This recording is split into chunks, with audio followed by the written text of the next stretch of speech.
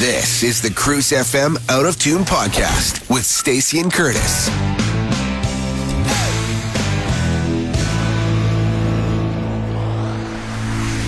That's work. Don't get me wrong, but I want it on my terms. I want it where it. And you, sir, have put in your time in that. Yes, you should be able to call the shots, and you're at that level. They screw me, Stacie. They screw me. You tried. I tried. I'm just a good person, Stacie. I know, and it's hard being good person. When you're a good person, bad people take advantage of you. It's true. And all I have is bad people in my life. On that note. You know. And I don't want to rush things, but I do need to keep this to about 40 minutes. Oh, yeah, for sure. Only because I have to go relieve my mother from watching my daughter. Sounds good. Yeah. But make my little list here real quick as we do our intro. Yeah. Okay. All right. Ladies and gentlemen, please welcome to the podcast, Curtis Anderson. Hey. And myself. I will welcome myself to this podcast. I'm Stacie. I've never done that. That was weird. I just love started it. Talking. You just welcomed yourself. I welcomed myself. I wanted to welcome you, but then I didn't want to assume that you would welcome me. But oh, sorry. Welcome, Stacie. Okay. I'm so confused. This is episode 10 of season 2. When are we on to season 3? May, not till May. When we take another break, I guess. Sure. Yeah. Yeah. We just took a break for like a month. Yeah. And then we came back. Season 2. This is still season 2. Still episode 10. Yes. What if it's season 2, episode 10 for the rest of our time? Right. We'll have to do episode 13 at Halloween. Ooh. Spooky. Just because. Spooky. And this week we decided to talk about something that we teed up last week. I forgot. And I came to you with a brand new topic and I was so proud of myself. Like, oh, Curtis, what about this? And I listed out a few things. You're like, what about the one we teed up last week? And I was like, right, that one. So now we got one in the hopper. We do. And today we're talking about what? This was your little brainchild, sort of. We were talking about like sticky situations. Mm-hmm. Because I want to hear about your living overseas. Just a very quick backstory in case you've missed all the other podcasts that we've ever done. Episode 10. Episode 10. I'm always excited. I'm your buddy. You are my buddy. You blow my effing mind with stories of your time in the UK. The UK. I went and moved there when I was 18 for a work visa, and I ended up spending 2.5 years working, quitting, traveling, working, quitting, traveling, chambermaiding, all these random jobs. I worked for International Alert. It was like a human aid agency. Randomly, I worked in the temp agency. I did typing tests for people. I worked at the body shop, the face products and what have you. Renee Zellweger came in the store. I served her. I got to meet Anita. I forget what her last name was. The woman who started the body shop in her garage. What? Yeah. So Anita's just stopping by. Yes, she has since passed away. Rest in peace. How's the facial cream sale, Stacie? And you're like, that's not bad, Anita. Yeah. Yeah. We're friends. We were very close. No, we weren't. Yeah. She probably had no recollection of anything about that day. That's not true. You leave an impression, Stacie, everywhere you go. But I met some really good people while I was there. I had some absolutely amazing adventures. I learned things. I lived not too far from Kensington Palace, so where Princess Diana lived. And I went there 1 year after she passed away. Oh my God. And so we walked through Hyde Park. Yeah. And it was insane. The flowers on site for years and years later after she passed was crazy. So I used to walk through Hyde Park every day on my way to work because I lived in Bayswater, worked in Knightsbridge on Knightsbridge High Street, I believe it was called. And I lost a bunch of weight because I was walking 40 minutes to work and 40 minutes back. I was too cheap to take the tube. Yeah. And it was just a very, very wonderful time in my life. And I met a lot of amazing people, like I said, because I lived in a private hostel hotel. So people would book double rooms for 2 nights, but people also lived there. I lived there and I paid weekly rent. And so did Australians, Kiwis, Italians, Spanish people, French people, us 2 Canadians. I went over with my friend Bradley. And we just made great friends. We traveled together. We traveled separately. And so today's episode is about some sticky situations, bad calls you might have got yourself into. Mm-hmm. I know I'm talking a lot about my UK life, but I did want to jump in quickly with one from here. Sure. When I lied about something a teacher did to me. Oh, my goodness. And I regret it because it was terrible. I didn't like one of my teachers, and I doubt she's listening, but it was grade 2. And she was mean. Yeah. She was pretty mean. And I don't know if maybe she didn't like me. I was a good kid. I was definitely not misbehaving. And so I didn't care for her. And I was late coming home for lunch one day. And my mom was like, where were you? Like, why aren't you here? Why did it take you so long to come home? And I said, well, because Mrs. Teacher grabbed me as I was leaving and pulled me back into the school through the doors and gave me heck for something. And I was like, that's why I'm so late. And mom was like, pardon me? She grabbed you? And I was like, yeah, by the shirt. And she like pulled me back into the school and yelled at me for something that I had done, which I don't think a teacher would ever do minutes later from the situation. And so my mom was so concerned, went to the principal, and obviously my teacher was like, that didn't happen.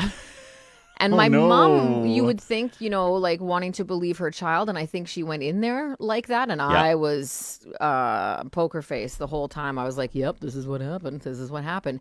And then once the office meeting happened with my mom and the principal, I buckled. And I was like, I made everything up. And it was terrible. I was in so much trouble. I got spanked for sure. I think that might have been the only time in my life I've been grounded. I never got grounded. I got spanked. Wow. But this time I got them both. That's intense. It was bad. That's like intense. And also like just a very weird character behavior that I don't ever I have never since replicated. Yeah. I don't make up stories about people and get them in trouble on the highest education level at the time sort of thing. Yeah. So that was not a good call, and I regret it because I feel like obviously it came out that I made it up, but that poor teacher just being like, here I am going to go get grilled by an angry parent and my boss.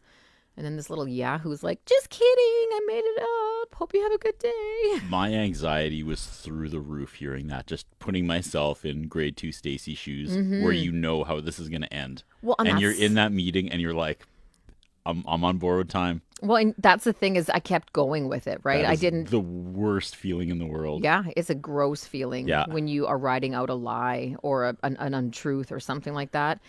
And then, also buckling was embarrassing because I had to admit everything was incorrect. So I remember, of all things, it was an episode of WWF Superstars where the famous Stone Cold Steve Austin came out and said, Bret Hart, the only thing worse than a good ass kicking is waiting for one. And I was like, that is so true. Yeah. Words of wisdom from Stone Cold Steve Austin. That's the waiting. When you're going to get a spanking from your dad? Just in general. Just when you know something bad's about to go down. Waiting for it. It's so terrible. much better. And that's, you hear about these people that commit murder or something, and they're so thankful when they get caught 40 years later. And they're like, it was the worst way to live. Yeah. Every day wondering when that knock's coming at my door. Yeah. And that's crazy. And that's why when people do confess too, it's like, you can see the relief. Oh, yeah. When they're being interrogated with police, at the time, and it's just like, oh my God, and then the floodgates open and you just admit to everything. Yeah. Crazy. I have been just asking everyone I know about times we've been in sticky situations, and everybody laughs and it's like, how can we not think of some? And I don't know if I've just repressed a lot of them because I hate that feeling of dread. Yeah. And so I don't know, I'm like, come on, all the funny drinking stories we have, but not a lot translated into that question or that situation. Something bad's about to happen. I have a few. Okay. But a lot of mine are yours gave me anxiety. I don't know if any of mine are really going to give you anxiety because a lot of the times when I was in these situations, well, I guess kind of like that where I 100% deserved it. But a funny one that my wife brought up was when I took my daughter to Florida actually I guess it was California for the first time, just her and I flying alone. Mm-hmm. And now, as a man, I don't have the female privilege. I can't just walk around with a gaggle of children and no one questions. Okay. So I was ready. I was ready to go through customs. And to their credit, I love that they assume any guy with a kid is a kidnapper. Good for you. We're better off as a world if you're going to scrutinize at that level, So I had my paper, my thing written by my wife, being like, this is my husband. He's allowed to take our daughter. This is who he is. I had everything all ready to go. And so we get to customs or whatever. And the lady's like, where are you going? And she talks to Maisie, and Maisie tells her where we're going. And she's like, all right. And she's like, well, where's mom and brother? And I said, well, actually, they're in Japan. And she's like, oh, that's fun. 2 different family trips. Yeah. And then so we walk across the line, and I'm in the U.S. And as I'm talking, I'm like, yeah, they're just seeing the sights, all the Japanese animals and castles. And she goes, castles? Hold on. And she brings me back over the line back into Canada. Because you said castles? And I start sweating. And she's like, are there castles in Japan? And I was like, I think so. And Macy's looking up at me, and she's sweating because I've been telling her how, you got to play this straight. Right. Now is not the time to goof off. Mm-hmm. And I am just dying, Stacie. I'm like, yeah, I think they said castles, and she's like, I don't really remember there being castles in Japan. What a hard-ass agent, though, to question you like that. But she was so nice until that moment, and I think she was just messing with me. But that is like the longest 30 seconds of my life. And then she's like, yeah, that makes sense. I guess there are castles. Yeah, go have fun in California. And wow, I needed to change my boxers by the time I got back. And even Macy in her young age was like, you really blew that. You nice really one, blew Dad. that, Dad. I thought the trip was over. But yeah, I just remembered dying. In oh my gosh. And anytime there's an agent, like airports, security agents, you immediately feel like you've done something. Like there are probably drugs in my bag. I didn't put them there, but I bet you there's some right now if you were to check. So I get that feeling. That is not pleasant whatsoever. Mm-hmm. I wanted to also just touch super quickly on and I feel like this is something we've all done. And sometimes it's just I would say most of the time it's an oversight, but the reply all button. Yes. I've had situations where we had a listener message the radio station via email. Mm-hmm. I passed it on to my program director, which is my direct boss. And then I can't remember what exactly happened, but I hit reply all to something, and that listener was on the email, and I said something not very nice about the reason why they were emailing, which was a complaint about something. And I was like, blah, blah, blah. And then I took a hot second and looked at what I had just done. And it was like, too late. It's too far gone. You went and hit send. And I had to make an official apology to this person on the text. How do you even apologize for that? What do you say? I was having a bad day. I was very real about it, and I said, I apologize, and I hope you didn't take anything in the wrong way. We always appreciate feedback, positive or negative, which is true. Sure. You need constructive criticism, that sort of thing. But foot in mouth, whatever, fingers in mouth, I don't know in this situation. See, at that point, is it easier to just double down and be like, you were kind of being a dick? Yeah. Well, that's the thing is the only way out of that is just brutal honesty. Yeah. Of I'm sorry, that shouldn't have happened, and I'll be a better person. Yeah. And I think I said something along those nice. lines. Good for you. But just that sick feeling in your stomach when you've realized what you've done. I always try to backpedal.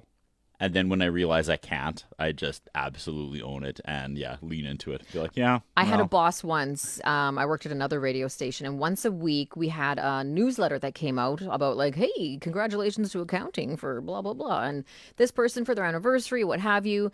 And that boss also had a weekly report that went out to all of management about each department and what was happening with decisions and what have you. And instead of sending the weekly newsletter to the entire staff, he sent his manager's report to the entire staff. And that man ran around that radio station like a chicken with his head cut off, telling us all to just shut down your computer, shut down your computer. I remember this story. And he went to IT and is like, can you unsend emails? And the IT was like, no, I don't think at that time you could. I don't even know if you can now. Holy crap. That was such a funny thing to see happen because, and that was his, did you read it? And everybody had, because he didn't notice it for a while. And of course we were like, no, what? Your manager's report. I didn't even, no, I haven't read it. Meanwhile, we were all like, holy crap, this is happening. Your phone is blowing up. Yeah, it was not a good situation for him, that's for sure. But he survived. Awesome. He's, I think he's still in radio.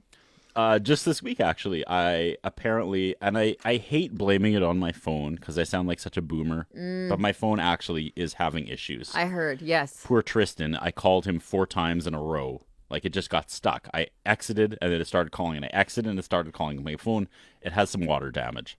Oh, okay. So I was scrolling Facebook, and I've got some friends who do not back down from fights, which is the greatest content you can read, right? Mm-hmm. They will go online and fight with whomever. Right. And I apparently accidentally liked a very misogynistic comment, and I didn't even see it. Right. And a day had gone by, and I don't always check my messages. Mm-hmm. So I had a message from a friend, and I just like, I'll get to it. And unfortunately, I left it for like 24 hours. And then when I finally read it, it was her tearing me apart for liking this comment. Oh, no. And she had blocked me and unfriended me. And I was like, man, Wow. I would like to think you know me enough that was clearly an accident. Yeah. Or else Like- you pulled, what is it called? Turning the heel? Where you're all Turn of a sudden heel, like, yeah. I was like, I'm a bad guy now. I was like, if I was going to suddenly promote like anti-women misogynistic stuff, I wouldn't do it by, if I was going to reinvent myself as that person, Right. I wouldn't surprise everyone by just liking a random comment from someone I don't even know You'd who is come out- probably a bot. Yeah, exactly. I'd come out swinging on a big Coming out stage. swinging, huge. Huge heel turn. Yeah. Yeah. So I still feel bad about that. We still haven't reconnected, but I don't know. If Oh, we're- no. Yeah.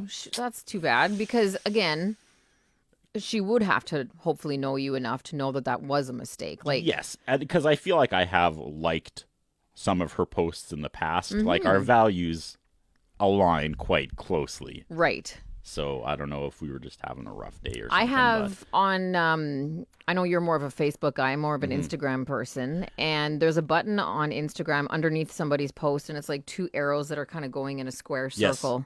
And that's a repost for you to share to like this little sub page of your own. Yeah. And I didn't know what that button actually did. And I have a habit of like being on my phone and falling asleep and then Right. like finger drags Yep. across the screen Yep. and all of a sudden you're liking something you don't want to like or whatever. When I stumbled across that little page of all the things, I was like, holy crap, I have been sleep posting all these random things off of my Instagram page that I didn't necessarily they weren't anything that I didn't align with, but they were things that were like so out of my internet character. I quickly deleted them all, but I 100% understand that accidental and in Yes. some cases glitchiness of a touchscreen, man. It's risky. Especially if you have a protector that's starting to lift a bit as well. Oh, It's Curtis. all bad news. Yeah. It's all bad news. It's all bad. Anyway. Speaking of bad, here's a story of me living in the UK. We went to, and I say we, it was my friend Bradley and some other friends to Ibiza. And we rented and stayed in a hostel called the Purple Pig. And we strictly went there to party. Ibiza is on the edge of Spain, and it is party central. There Yeah. are tons of nightclubs there and have been for years. This would have been 1999, Okay. I believe. And so we go out, and we are drinking a lot of alcohol, and we are having a great time.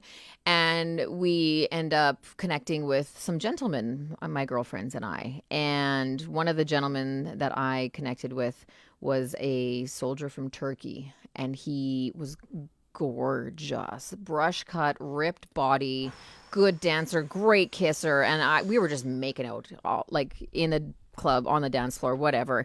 And then it was like, let's go for a walk. And so I left my friends at the club, and I went for a walk with this person I had just met, who was a Turkish soldier. And we walked down to the beach. And we laid down on the beach and we continued doing what we were doing. And there was a point where he wanted to potentially take things a little bit further, and I panicked. I just was like, I made a realization of like what was happening. And I was like, no, actually, I can't. I have a boyfriend back in Canada. And I protested, and he let me be. And basically was like, okay, peace out, see you later. And he left me on the beach by myself. And I sat there. I had no cell phone. Yeah. I had no map with me. I didn't know where my friends were. I somehow managed to make it back to the Purple Pig, to the hostel. And my friends were like, where have you been? It was hours past when we had left the club. And it's one of those, like, what could have potentially happened to me? Multiple things. And I look back on that situation so many times of like, what a bad call to make, where I decided to go off away from my security, my friends, my friend group. Yeah. Because we had no phones, there was no instant way to find your place. Yep. Mm-hmm. I'd never been to I had no idea what the streets were. It was a completely different language. And I still get a gross feeling in my stomach when I think about that or tell the story, because it was just, like a really bad call. Shout out to your friend for realizing no means no. Mm-hmm. Not cool that he just bounced after that, though. I know. And I mean, I didn't care at that point. I was just ready to be done with the situation. Yeah. Positives, negatives, both sides of it. Gross situation. Stacie Cooper. I know. This is your episode, man. I'll give you my worst one that isn't even really that bad. Okay. At a New Year's Eve party. I hate New Year's Eve. It's been a letdown my entire life. Fair the enough. next party is always the one. It's always, there's always something better on New Year's Eve. Mm-hmm. Always. And it's always a letdown. So my friends and I went to this party in an apartment, maybe a year out of high school. And my friend has other friends who bring other friends who are kind of a little more sketchy. Like, the degree of sketchiness goes as my friends' friends. So there's probably maybe 7 of us, and we go to this party in this apartment. There's probably maybe 20 people in this little apartment. And I am sick. And I remember being sick because this was the year I had, honest to God, I had about 4 to 5 hours of sleep a night for an entire year. Oh, yeah. And I didn't get sick once. And then... So you were sick with a cold? And then I finally was like, you know what? I should probably start taking better care of myself. Right. And then as soon as I got a week of 6 to 7 hours of sleep, I got the worst cold, and I was sick, so I wasn't drinking. Oh, okay. I wanted to go out because I was young, but I'm not drinking. I'm just kind of miserable and, blowing my nose all night. So I go and I hanker down on the couch beside these people I don't know, and I'm just making small talk, whatever. And then all of a sudden, there's a thing. People are yelling. And my friends were apparently doing coke in the bathroom. Oh, man. And that was not cool at this party. I mean, read the room. And, of course, they come out. And so some of these, I can't even remember it was some girl's apartment. And her friends and their boyfriends were like, you need to leave, get the hell out of here. Right. Don't bring that shit into our apartment. And my friends, of course, are not backing down. They're like, oh, yeah. And they're lipping them off. And it's getting super heated. Oh, God. And... the people who were from that party were like, we're about to beat the crap out of you guys. Yeah. And it's getting super heated, and my friends are lipping them off and saying really rude things, really rude, just escalating. And finally they pretty much make a wall and physically push everybody out but me, because they don't realize I'm with them. So they leave. And I'm sitting there looking at the floor, and of course they're like, those guys are so lucky we didn't bottle them and break their heads in. Now we got to go get the cleaning products. I don't want any coke residue in my bathroom, and they're just ripping my friends, rightfully so. And I'm just sitting there, I'm looking at the couple on the couch with me, and I was like, please don't say anything. I have nothing to do with that. On the just annexion K. Please pretend we're still having a conversation. Yeah. And then when they leave, I will just back out of here. Yeah. Said, I did not bring any of that. I barely know those people. Please don't let me get beat up. And they're like, yeah, of course. That threat of violence is so scary. Especially being left there. Yeah. And then I slowly got up and backed out. And I was Homer disappearing into the hedge. I'm just going to go out for a cigarette and then run away from this situation. And I think they were waiting for me in the car. And I was like, hey, guys. Hey. Sorry that took so long. That was pretty wild. I was just in the bathroom making sure you didn't leave any of your coke there, right? Yeah. Wow. Unscathed. Yep. That's good. Unscathed. And good times. Thank goodness they didn't all of a sudden just turn on you and be okay, one's left. Here we go. I know. And you imagine if you had to limp back to the car, beat to snot. Your friends are like, dude, what happened? Thought crossed my mind. Oh, because they were very mad as soon as they were all gone still. Yeah. It was... Fair enough. Yeah. Okay. They were like, do we go after them kind of thing? And Mm-hmm. looking at the floor. I suggest not going after any of those people. Yeah. And I was like, let's get them, guys. Let's get them. Let's get the pitchforks. Let's go. I hate those guys. Am I right? Also, they're my ride home, so please don't hurt them. Please make sure their one leg can use the pedal. Oh, exactly.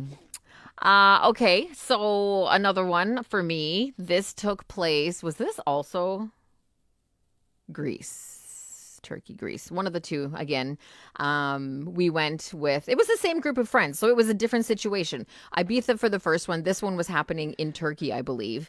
And we went to look at some, have you heard of Ephesus? No. Don't quote me on what it is, but it is some of the most ancient ruins around, and it's in Turkey. It's absolutely insane how old it is, the history behind it. Fascinating stuff. And we were walking to, I think, the next little location of ruins, and a man appeared out of an orchard. And he was speaking some pretty broken English, but we got the gist of it. And he was like, hey, do you want to... Oh, no, I'm telling the wrong story. That's, okay. That's a different story. That story, just really quickly, I'm so sorry I'm getting confused. No, He told us to come into his orchard. So we literally went through these trees and went into an orchard. And he starts showing us all this fruit that he's growing.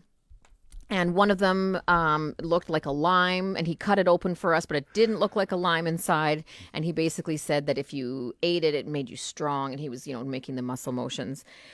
But at some point, as we were walking, he said, look up here. Can you see it? And I said, no, I couldn't. In the quickest motion, that man was behind me, and his head went through my legs, and I was on his shoulders. And he piggybacked me, or I was on his shoulder, and he walked me around his orchard. And his hands were on my thighs, because my thighs were over his shoulders. Yeah. Awkward situation. And my friend Bradley was with me, and he's like, what is happening? And I was like, I need to get down from here. Very awkward situation, but not what I meant to say. This is when I was in Turkey again, staying at a hostel. Hostels are the strangest hodgepodge of people, because they usually are from a lot of different places, but you're all doing the same thing. Everybody's traveling, so you have that in common. And we met a guy who was from Turkey, but from a different city. I think we were in Antalya at the time. He was from a different part of Turkey, but he was obsessed with Canada. So we were Canadians. He was so interested in everything about Canada, the weather, the education, the politics, all of this. And so we're talking to him, and he wanted to learn better English so he could travel to Canada someday. And he was so kind. And we had seen him on multiple days. So it was like we saw him on the Monday, we saw him on the Tuesday. We'd have tea. You have Turkish tea all the time when you're there. So anyway, we were leaving, and he was like, oh, I'm so sad that I've been enjoying our time together. And so I gave him my mailing address, because I was like, you can, and this is back when people wrote letters and postcards to people. I was like, go ahead and write me a letter. So we finished our trip. Meanwhile, the day we left Turkey, there was a huge earthquake. We get home. Our friends thought we had died, but we were alive. And I think probably like 2 weeks might have gone by. And the doorbell rings for the hotel. It was a locked door. And the manager goes upstairs to answer the door. And she comes back, and she's like, just so you know, there was a guy at the door. And she gave his name. I can't remember it. But it was the dude from Turkey. He came to London, where I lived, to my address to see me. After I gave him my mailing address, thinking he would write me a letter, he showed up in London. He left Turkey and came to London to track me down and asked for me at the door. And my friend, Matt, the manager, she was 20 years old from Australia. Yeah. She was quick enough to be like, oh, Stacie's moved out. She went back home. And this dude tracked me down in another country. Like, he spent money on a plane ticket to go and find me. And I'm assuming talk more about Canada. But at the same time, it was like, holy crap. I was so sweet and innocent, being like, yes, write me a letter, Mr. Turkish man. And he was also young. He wasn't like a grown man, but he was, I don't know, whatever his intentions were. It was just very off-putting that he came all the way over there to see me. You are just winding the men up over there, Stacie. Apparently. It's all Turkish people. I am fascinated by all of these stories. Oh, man. Should I do my last one? Or do you have another one? I've got some. Oh, good. Keep going. Still going. Okay. If you remember the Starbucks here on 2nd. Yes, I do. Wonderful building. I was outside one summer. This was a tradition. The lovely Anne Perry and I would always go have Starbucks outside on 2nd Ave whenever she was in town after she left to take over Hollywood, which she did. Okay. But whatever. This would have been probably 2018, 2019. We were having Starbucks out there, and then out of nowhere, this gentleman who was he was going through it. He just gets in my face, and he's like, "You got to leave our women alone." Oh. I was like, "Excuse me?" And whatever scenario was going through his head was not happening. Yeah. In real life, obviously, but he had some sort of. He thought something was going on that wasn't going on. And he's probably very passionate about it. He was very passionate. And I don't want to get too deep in the, situation. The different races at play here. But it was very much, we need to stay away from Anne, who was not who he thought she was. And we were trying to explain this situation, and he just was not taking it. And he's getting more animated, and he's getting closer to me, and he's getting angrier. And then he starts and because at first we're like, dude, just chill. Like we're friends. We're not even in a relationship, and she's not who you think she is. Like just relax. Let's de-escalate this. Move on. Do you need a coffee? And he is just like, you could see in his eyes, right? Yes. It's Oh, crazy. that's so troubling too, and so scary. And Anne is like, should we bail? Yeah. And I'm like, I think we're okay. Like, he's gonna move on. And then suddenly he just like kind of sticks his chest out, and he's like, that's it. And he starts digging in the back of his like belt. Oh no. I was like, let's go. Yeah. And we got out of there and we went inside, and they called the police, and he was outside in the window just kind of yelling at me. Oh my gosh. Yeah, so it never really, and then he left. So I don't really know what was in the back of his belt. Doesn't matter. But I felt like that motion is scary. I was about to be stabbed. Maybe. 100%. Or like a machete or nunchucks or a stick. It probably was not nunchucks, but that would have been hilarious. Wouldn't if it have was. been? Because in his state, he probably would have hit himself in between the eyes and knocked him out. And I'd be telling a completely different story. Right. Yes. Oh. I was like, no offense, Anne, I don't really want to get stabbed from my own wife. Yeah. Never mind a friend of mine. Let alone a friend. So that was a little tense. Yeah. We still laugh about that. Mm-hmm. Well, at least that makes it better if you can. Now I just can't get the image of him knocking himself out with nunchucks. See, that changes the mood of things. Yeah, I love it. Okay, so one final dumb thing I did, and again, it was in a foreign country. This was Greece. Back in the day when I traveled, we used guidebooks, Frommer's Guide to Europe. There were a ton of different ones, and I had the Europe one, so it was my Bible. It had all the British countries. It had Spain, it had Italy, it had Greece, and that's where we were going, was to Greece. And so everything we did was by the maps in the book. And when it came to internet, you had to find an internet cafe. Internet cafes were huge. Yes. In 98, 99, 2000, everybody went there because no one had computers and the internet was still kind of new. Like, I got my first email address in 98. And when it came to banking, it was also a different situation. You needed a bank card that had a certain little symbol. I don't remember what it is right now. It looks like a MasterCard symbol, but it's not. But that symbol on your card you can use, but only at an international bank. So we're in Greece, and I wanted to take out some money, and I go to the bank, and they're like, no, we're sorry, we can't take that card here. You have to go to an international bank. And one of the tellers makes mention to a person standing behind me because he's like, I can take you, a guy in line behind me. The bankers vouch for this person. They're like, oh yeah, he can take you to this international bank. And so I needed this money. It was important that I had this money because you couldn't pay for anything with cards over there. Well, maybe the chunk of a MasterCard, but I didn't have one. So I got on a motorcycle with this dude from the bank. And the ladies were vouching for him. So apparently he was either a regular customer, a friend of somebody's, and he's zipping me through the streets of whatever town we happened to be in at the time, whatever island we were on, I don't remember. And he took me to the bank, and he waited out front for me until I went in and got my money. And then he zipped me right back to the bank, and I tried to pay him and thank him, and he wouldn't have it. And he got back in line. Like, he literally was like back in line at the bank to do his banking after he had taken me. And I left my friend Brad behind at the bank because it was a motorcycle. So he's at the bank. His friend has just taken off with some dude on a motorbike to go get some money from an international bank.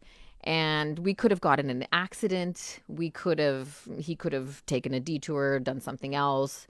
It was ultimately a good situation because the person was trustworthy. But in hindsight, again, like I had no qualms about, I needed that money. So of course I'll go with a stranger on a motorbike to a bank way downtown that I've never even been to in my life. And I was also, though, what was really embarrassing is I was wearing a skirt and it was a fabric that didn't give. It was almost like parachute material, sort of like a nylon travel skirt. I don't know. I basically was like skirt up around my waist on this motorbike. I was trying to like pull down so I could maintain my decency. It was a terrible situation. And that is the one guy from your stories that apparently did not try to sleep with you. Apparently. Maybe he just saw what a mess between the skirt and was like, no, this you know what? I am not touching this situation. This girl's Canadian got enough chick. going on. Ooh. No. So anyway. So I'm sure he's a nice guy, but Bradley, have a sister's back. What's going on? I don't know, man. Brad. We were so desperate for the money. It's a different time. And that sounds weird, but like we just needed to get cash. And you couldn't get it anywhere else other than these international banks. And the motorcycle ride was probably 10 full minutes. So walking would have been crazy. Public transportation was tricky because we just didn't understand it. And I am looking at these stories through 2026 eyes, and I know times were different in the late 90s. I would have been like, different. Girl, you get on that motorbike. Go get some money. I'll wait here. I'll be here. Looking at the scenery. Nothing bad can happen. I'm going to go see if that orchard guy will give me a some more fruit samples. I love these stories. Yeah, it's fun. You know when you only know someone as like a responsible adult, and then you go to the back catalog and you're like, oh my God. Well, and that's what is so fun about when you do meet people and you hang out with them long enough. You start to hear stories about what they got up to when they were younger, who they were when they were younger, and what their travels, where they've taken them, and that sort of thing. And again, because of the travel, like the travel opens you up to so many situations. Oh, I also got robbed on an overnight train in the south of France. Okay. This is not necessarily a bad call situation, but it was a terrifying situation. We were going from Nice to somewhere else. And the best part of an overnight train is you didn't have to pay for accommodation in a hostel. So we saved money by taking overnight trains. You sleep, you wake up, you're at your destination. As we're sleeping, I wake up because I can either hear a commotion or something's happening. And my travel buddy, Bradley, he's with me and he's out cold sleeping. And I go to reach for my bag at my feet and I look and his bag is gone. My bag happened to still be there because I think it was possibly like closer underneath the seat. But what had happened is this group of people came on the train, sat down, waited a little bit until everybody fell asleep. And then they went along and robbed people. They were cutting the pockets. The bottom of a guy next to us had a cut in the bottom of his pocket. They took the stuff out of his pocket from him.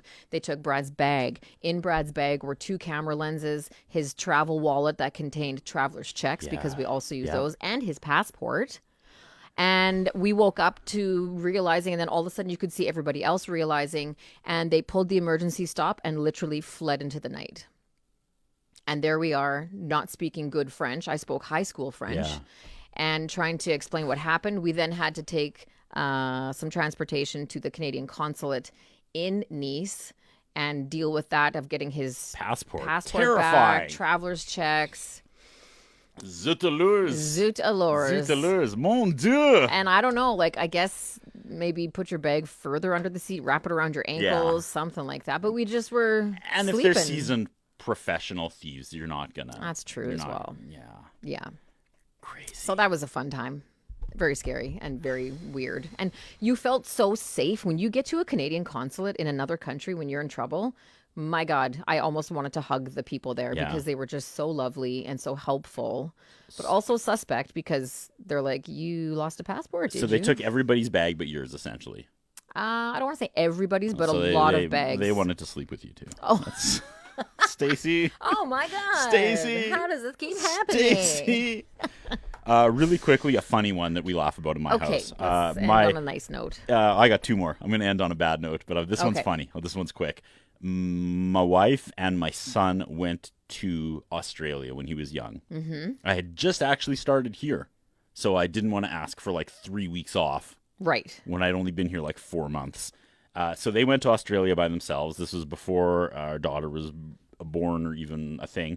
And while they were gone for 3 weeks, I went to the Fringe and I ran into a friend and she was like, here's my new boyfriend. He's from Australia. And I was like, that's so crazy. My wife and son are in Australia right now. And he's like, oh, where are they? And I was like, I think they're in, and I can't remember, it's like the Brisbane or Adelaide. Mm-hmm. And I said, and it's, I picked one. I was like, I think I was like, oh, they're definitely in Brisbane, and it's crazy because it's snowing right now. And he just kind of blinks at me, goes, it doesn't snow there. No. And then it was super awkward and silence, and we just stared at each other. And then he goes, "Where's your family, mate?" Oh. And I will forever remember that. So that's a good saying around the Anderson house. Where's your family, mate? Yeah, that's so. We're like, was Noah working today? I don't know. Is he at work? Up? Where's your family, mate? Every time we don't know where one of our kids are. That's hilarious. I will finish up though with my story of the one time I went to Holly's in Yorkton. Are you aware of Holly's? I am not. It was this dive bar. Ooh, Actually, I don't even know if it was a dive bar. It was just a bar, and I was there for a wedding. I was the videographer, and then there was, at the end of the night, the wedding party's like, let's go to Holly's, and then come back to the wedding. Yeah. Everybody's been drinking, Sounded like a great idea. Yes. A lot of people there were from Yorkton or had spent a lot of time in Yorkton, and Holly's was like the punching bag punchline. Like, let's go to Holly's, right? Yeah. Never a dull time. So we're driving there, and I just can't get the vibe. Everybody's laughing about this place, but also like, yeah, watch your back there. Mm-hmm. And I'm not laughing. I can't tell if they're being serious. They're like, no, it's fun. It's like, it's Holly's, It was kind of like the Coachman, So yeah. I was like, yeah, let's go to the Coachman. Sure. And you're kind of laughing, but you're like, should I be scared? Is something, Holly's sounds very unthreatening. Yeah. So does the Coachman. And they were like, well, just watch your back because there's characters there. Yeah. So we go to Holly's, and it's just a bar. It kind of reminded me of Riley's. Yeah. Back in the day. And then this guy comes up to me because all the girls were dancing and I was just standing there drinking. And he's like, hey, man, you know what's weird? And I was like, what? And he goes, young girls can just dance in a big group and it's totally acceptable. But like if I went onto the dance floor with a bunch of dudes and we were just dancing without girls in the group, like that's weird, right? And I said, sure. I don't know. He's like, yeah, like, we should do that. We should get a bunch of dudes together and dance, and, like, people would have comments. I was like, okay. And he's like, I'm trying to go with this. I don't know if he's, like, hitting on me or what's happening here. Yeah. And I'm just, like, getting a little more uncomfortable. I want this guy to go away. Yeah. And he's like, yeah, I just, why are you here? I was like, oh, I'm here with a wedding party. Those are all my friends over there. He's like, yeah, I was sitting at home with my wife and like she didn't want to go out and I wanted to go out. So I just came to Holly's. I'm like, okay, he's married. Good. Okay. He probably saw my ring and he's like, hey, he's another dude. Yeah. And he's like, yeah, so I just want to come and I want to dance, but like I don't want to be the weird guy that goes and dances with these girls because they're going to be like, oh, he's being a creep and he's married. And I'm like, okay, like, yeah, all right, I feel your problem. This guy's lonely, right? So I'm not really warming up to him, but I'm not a standoff. Yeah. And he's like, yeah, so it's just, Saturday night and you're just at home and you want to go out and she doesn't want to go out. And then that C word is like, get out of the house then. Oh, no. And he's like practically putting his arm around me and he's like, yeah, my friend Curtis here. Like, we don't need C words. We're going to have a good time without C words. And I'm like, oh my God, I got to get out of Holly's. Oh my God, please let me disappear. Please. And then in the ride back, all my female friends were like, see, you didn't listen. We told you. You don't talk to anyone there. You don't talk to anyone. Like, I'm sorry. They're like, well, you blew it. Now we're heading back. It sounds like he did want to sleep with you. Yeah, maybe. Oh my God. He was like, do you know Stacie? Yeah. Right. From the UK. From the UK. It's rubbing off. It's rubbing off on me. Oh God. Look at you, Stacie Cooper. What a tour de force today was once again. A little glimpse into the weird. No, I would put on a pot of coffee and just listen to you. Every story is better than the last from your time out there. Oh, we should do another one of just like alcohol moments. Yeah, see, I have many of those that I think are hilarious. See, okay, drunken exploits. Put it on the list because we have something for next week, but we'll put it on the list, and we'll tell stories about when we were younger. That's what we do here on the Out of Tune podcast. Thanks for hanging out for episode 2, season 2, episode 10. Episode 10. Yeah. Does it even matter? It doesn't matter. No, it doesn't. But we'll do this again next week. Till then. Ta-ta. Where's your family mate? And yes, if someone asks if someone asks you if you want to see their orchard, the answer is always yes, even if it's some sort of weird euphemism. I did eat a delicious peach while we were there. I bet you did. It was so good. Anyway, bye. Thanks for listening to the Cruise FM Out of Tune podcast. Check back for new episodes wherever you get your podcasts or at cruisefm.com.